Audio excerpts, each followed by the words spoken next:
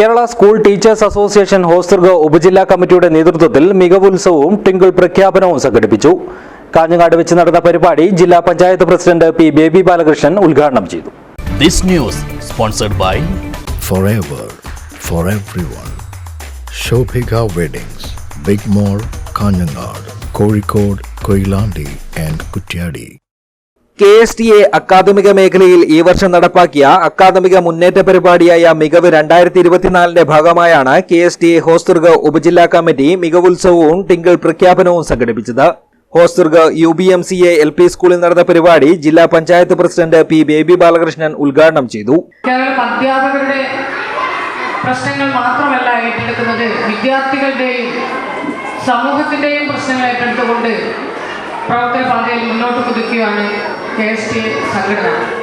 അതിൻ്റെ ഭാഗമായിട്ടാണ് ഇന്ന് ഇംഗ്ലീഷ് വിദ്യാഭ്യാസം മെച്ചപ്പെടുത്തുന്നതിൻ്റെ ഭാഗമായി ടിങ്കിൾ എന്ന പേരിൽ ഈ പരിപാടി ഇവിടെ സംഘടിപ്പിച്ചിരിക്കുന്നത്.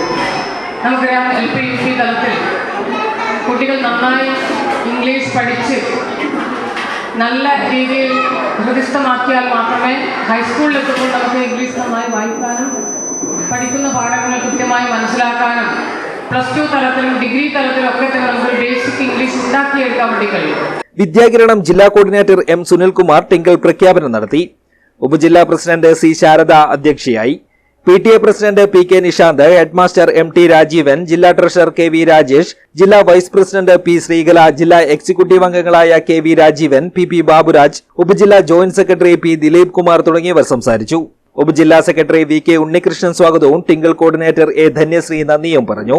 ടിങ്കിൾ ഗണിതം, ലളിതം, LSS, USS പരിശീലനം, രക്ഷകർതൃ വിദ്യാഭ്യാസം, വിദ്യാജ്യോതി, നിരന്തര മൂല്യനിർണ്ണയം, നവാധ്യാപക പരിശീലനം തുടങ്ങിയ മേഖലകളിലാണ് പദ്ധതി നടപ്പിലാക്കിയത്.